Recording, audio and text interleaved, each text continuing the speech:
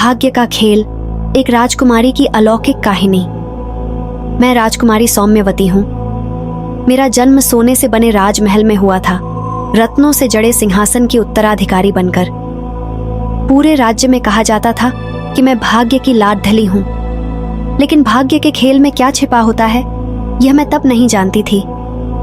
आज मैं तुम्हें अपनी वह कहानी सुनाऊंगी, कैसे मेरी जिंदगी पूरी तरह बदल गई और मैंने जाना कि जो भी होता है अच्छे के लिए होता है। मेरे जन्म के समय राज्य के ज्योतिषियों ने भविष्यवाणी की थी, इस कन्या के भाग्य में एक भयंकर संकट लिखा है। 17 वर्ष की उम्र में एक भयंकर विपत्ति आएगी जो पूरे राज्य के विनाश का कारण बनेगी। मेरे पिता राजा यह सुनकर घबरा गए। उन्होंने राज्य के सबसे बड़े तांत्रिकों और विद्वानों को बुलाया और आदेश दिया, किसी भी तरह इस अभिशाप को रोको। तांत्रिकों ने कहा, राजकुमारी को 17 वर्ष की उम्र तक एक बंद महल में कैद रखना होगा, तभी संकट टल सकता है। बस उसी दिन से मुझे एक सोने के पिंजरे में कैद कर दिया गया। बाहर की दुनिया कैसी होती है यह मैं कभी देख नहीं पाई।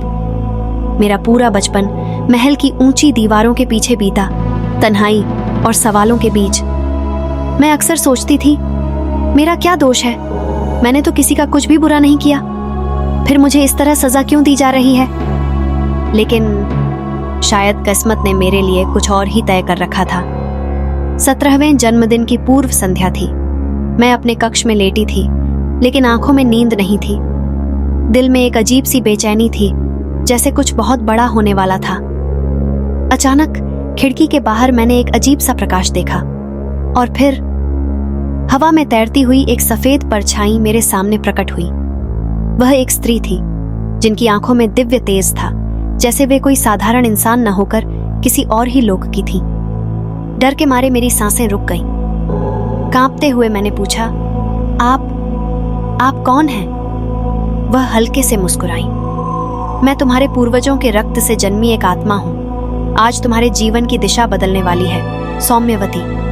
तुम सोचती हो कि तुम कैद में हो, पर असल में तुम मुक्ति के मार्ग पर हो। लेकिन यह बात तुम्हें अभी समझ नहीं आएगी। मैं कुछ समझ पाती उससे पहले ही उन्होंने मेरा हाथ छू लिया और फिर एक ही पल में सब कुछ बदल गया। जब मैंने अपनी आंखें खोली तो खुद को किसी राजमहल में नहीं, बल्कि एक अजीब रहस्यमयी जंगल में पाया। चारों ओर अंधकार था और दूर कहीं कहीं टिमटिमाती रोशनी। घबराकर मैंने चीखते हुए पूछा, ये कौन सी जगह है? तभी सामने एक वृद्ध दरवेश प्रकट हुए। उनकी लंबी सफेद दाढ़ी थी और उनकी आंखों में पूरी सृष्टि का ज्ञान समाया हुआ था। उन्होंने गंभीर स्वर में कहा, राजकुमारी, तुम्हारी असली परीक्षा अब शुरू हुई है। मैंने कांपती आवाज में कहा, पर सब कहते हैं कि मैं राज्य के लिए एक संकट हूं। दरवेश मुस्कुराए और बोले, यही तो भाग्य का खेल है। लोगों ने भविष्यवाणी का गलत अर्थ निकाला। तुम्हारा जन्म संकट लाने के लिए नहीं, बल्कि उसे मिटाने के लिए हुआ है। मेरी आंखें आश्चर्य से फैल गईं। इतना सालों तक मुझे अभिशाप समझा गया, लेकिन सच्चाई इससे बिल्कुल अलग थी। तभी अचानक आकाश में काले बादल छा गए। हवा जैसे थम सी गई। दूर कहीं से एक विशाल छाया मेरी ओर बढ़ रही थी। दरवेश फुसफुसाए, यही है तुम्हारे राज्य का असली अभिशाप। जैसे जैसे वह छाया नजदीक आई, मैं सिहर उठी। वह एक भयानक राक्षस था, लाल जलती हुई आंखें, नुकीले दांत और उसका पूरा शरीर आग की लपटों में लिपटा हुआ।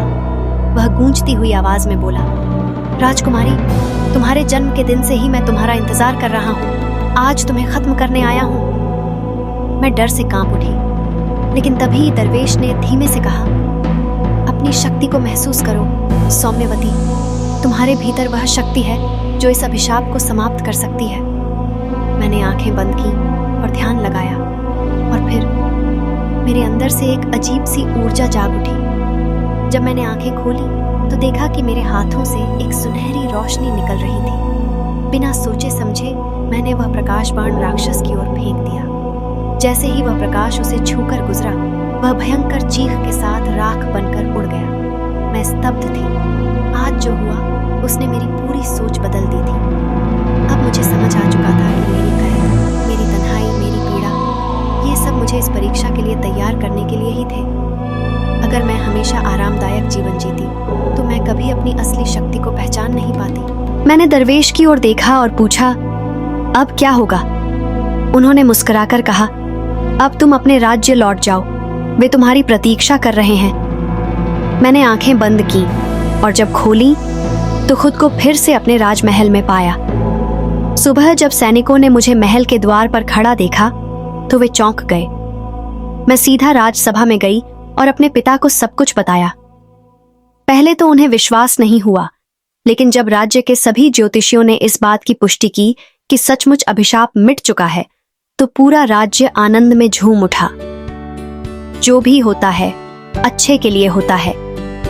अगर कभी तुम्हें लगे कि जीवन तुम्हारे लिए कठोर है, तो याद रखना, भाग्य तुम्हें वहीं ले जा रहा है जहां तुम्हें सच में होना चाहिए, क्योंकि भाग्य कभी गलती नहीं करता और यह हमेशा हमारे भले के लिए ही काम करता है।